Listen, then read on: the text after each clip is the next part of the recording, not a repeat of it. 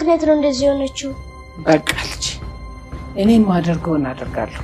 አንቺ ግን ለማንም እንዳትናገር፣ ለወንድምሽ ለአምነንም ቢሆን እንዳትናገር። እኔ እነግረዋለሁ። እሺ እህቴ፣ በቃ መጣ። እሺ ልጅ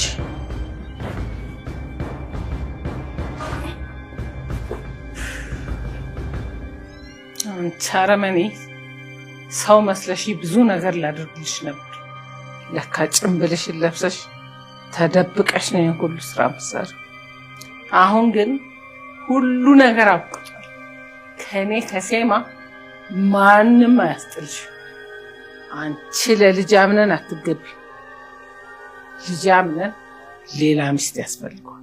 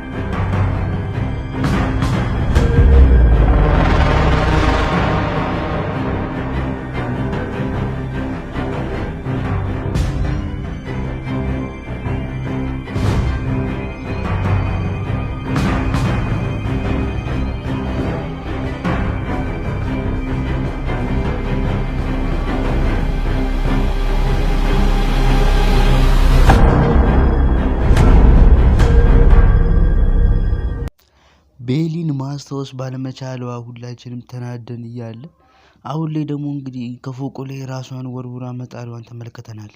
ይህንን ያደረገችው ለምን ይመስላችኋል? ወይስ አልተፈጠረም ህልም ነው ብላችሁ ታስባላችሁ? እኔ በበኩሌ እውነትም የተፈጠረ ነገር አይመስለኝም። ምናልባት አምነን እየቃዠ ወይ ደግሞ አሊያም አንድ ሰው ህልም እያየ ይመስለኛል እንጂ በታምር እንደዚህ ታደርጋለች ብዬ አላስብም። እስኪ የእናንተንም ሀሳብና አስተያየት ኮመንት ላይ በማስቀመጥና ቪዲዮ ላይክ በማድረግ ጀምሩ እላለሁ።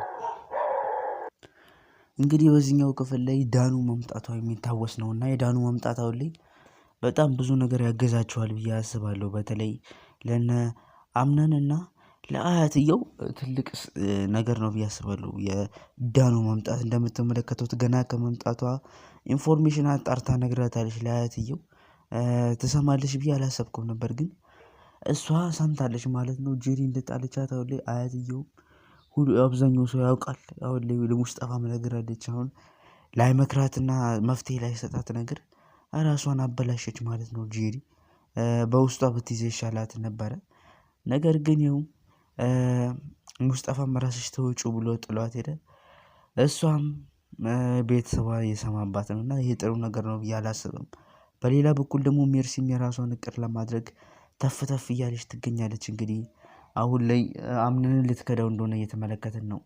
ከእሱን ከሚያሰቃዩትና ከሱ ድርጅቱን ከሚያከስሩበት ወንጀለኞች ጋር ልትተባበር ነው።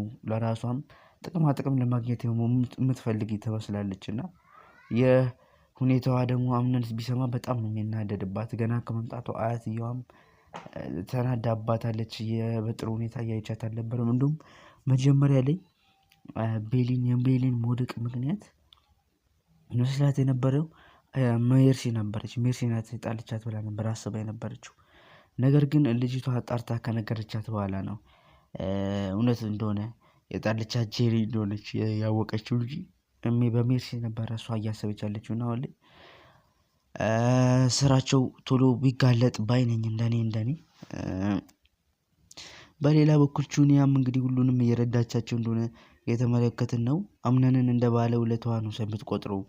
ለዛም ይመስለኛል አምነንም እንደምንመለከተው ከሌሎች ሰዎች ጋር ካለው ቅርበት ይልቅ ወደ ቹኒያ የሚቀርብ እንደሆነ የተመለከትን ነው። እንደ ጓደኛና እንደ አማካሪ ነው ማየት።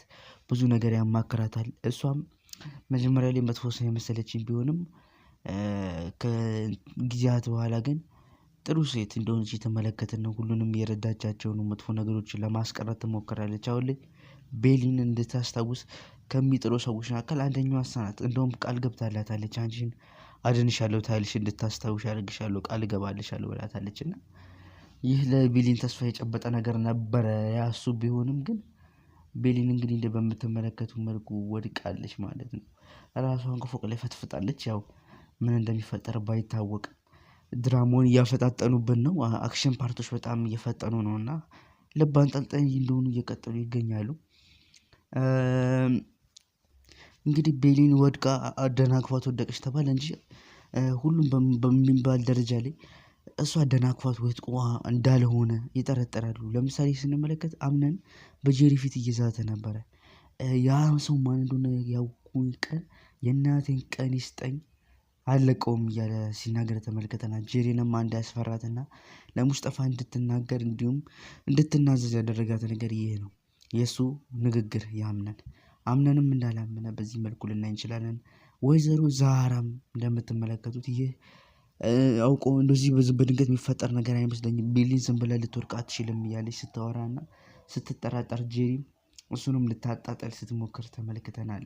ከእሷ በተጨማሪ ደግሞ ዋነኛዋ ሲፈን ሁልጊዜ እንደምጠረጥረው ስጠረጥር ነበርና እሷንም ጄሪ ለማስቆም ስትሞክር ተመልክተናል። እና ሁሉም ቦታ እየሄደች ጄሪ ወሬ እየሰማች ያው ላይ በጣም እንትን እየተፈጠረባት ይገኛል። ጭንቀትና ውጥረት ውስጥ ገብታለች ጄሪ። አሁን ላይ ምን ማድረግ እንዳለባት ራሱ ግራ እስኪገባት ነገር ሁሉ ነገር በራሷ እየተናዘዘች ትገኛለች እንደምትመለከቱት ማለት ነው። ለማንኛውም በዚህ መንገድ ድራማውን ሪካፕ አድርጌላችኋለሁ። ቀጣይ ድራማ ሪካፕ ይቅረብላችሁ። ሀሳብ አስተያየታችሁን አስቀምጡልኝ። እኔ እዚህ ጋር ልሰናበታችሁ። ቸር ሰንብቱ።